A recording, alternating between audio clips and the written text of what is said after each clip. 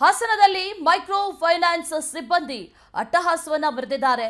ಸಾಲ ಮರುಪಾವತಿ ಮಾಡದೇ ಇದ್ದಿದ್ದಕ್ಕೆ ಮನೆಗೆ ಬೀಗ ಹಾಕಿ ದರ್ಪ ಮೆರೆದಿದ್ದಾರೆ. ಮೈಕ್ರೋ ಫೈನಾನ್ಸ್ ಕಾಟ ಹಾವಳಿ ಒಂದೆರಡಲ್ಲ ಅನೇಕ ಕಡೆಗಳಲ್ಲಿ ನಡೀತಾ ಇದೆ. ನಿಲ್ಲುವಂತ ರೀತಿಯಲ್ಲಿ ಕಾಣಿಸ್ತಾ ಇಲ್ಲ. ಸಾಲ ಮರುಪಾವತಿ ಮಾಡಿಲ್ಲ ಅನ್ನೋ ಕಾರಣಕ್ಕೆ ಮನೆಗೆ ಬೀಗ ಹಾಕಿದ್ದಾರೆ. ಮನೆ ನಿರ್ಮಾಣಕ್ಕೆ 9 ಲಕ್ಷ ಸಾಲ ಮಾಡಿತ್ತು ಕುಟುಂಬ. ಹಾಸನ ತಾಲೂಕು ದೊಡ್ಡ ಆಲದಹಳ್ಳಿ ಗ್ರಾಮದಲ್ಲಿ ನಡೆದಿರುವಂತಹ ಘಟನೆ ಇದು. ಈಗ ಅವ್ರಿಗೆ ಮನೆ ಇಲ್ಲ. ಮಂಚೇಗೌಡರ ಕುಟುಂಬ ಬೀದಿಗೆ ಬಿದ್ದಿದೆ. ಬೀದಿ ಪಾಲಾಗಿ ಈಗ ಸದ್ಯಕ್ಕೆ ಅವರು ಕೊಟ್ಟಿಗೆಯಲ್ಲಿ ನೆಲೆಸಿದ್ದಾರೆ. ಇಡೀ ಕುಟುಂಬ 6 ತಿಂಗಳ ಹಿಂದೆಯೇ ಮನೆಗೆ ಬೀಗ ಹಾಕಿದ್ದಾರೆ ಅನ್ನುವಂಥ ಆರೋಪ ಈಗ ಕೇಳಿ ಬರ್ತಾ ಇರೋದು. ಮನೆ ಆಗಿದೆ, ಆದರೆ ಮನೆ ಗೃಹ ಪ್ರವೇಶಕ್ಕೂ ಮುನ್ನವೇ ಮನೆ ಸೀಸ್ ಮಾಡಿದ್ದಾರೆ. ಮನೆ ನಿರ್ಮಾಣದ ವೇಳೆ ಮಗನಿಗೆ ಅಪಘಾತ ಆಗಿ ಅವ್ರಿಗೊಂದಷ್ಟು ಸಂಕಷ್ಟ ಆಗಿದೆ. ಅಪಘಾತ ಆಗಿದ್ದರಿಂದ ಸಾಲ ಸರಿಯಾದ ಸಮಯಕ್ಕೆ ಕಟ್ಟೋದಕ್ಕೆ ಆಗಿಲ್ಲ. ಕುಟುಂಬಕ್ಕೆ ಒಂದಷ್ಟು ಸಂಕಷ್ಟ ಆಗಿದೆ.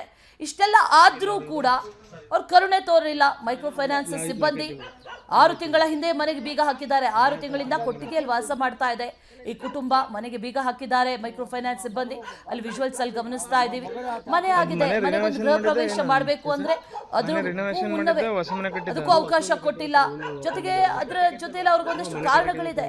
ಮಗನಿಗೆ ಅಪಘಾತ ಆಗಿತ್ತು, ಸಾಲ ಕಟ್ಟೋದಕ್ಕೆ ಸಾಧ್ಯ ಆಗಿಲ್ಲ. ಆದ್ರೂ ಕೂಡ ಈ ರೀತಿಯಾಗಿ ಮಾಡಿದ್ದಾರೆ ಅಂತ ಆಕ್ರೋಶ ವ್ಯಕ್ತವಾಗ್ತಾ ಇದೆ. ಮೈಕ್ರೋ ಫೈನಾನ್ಸ್ ವಿರುದ್ಧ ಒಂದಷ್ಟು ಆಕ್ರೋಶಗಳು ಈಗ ವ್ಯಕ್ತವಾಗ್ತಾ ಇದೆ.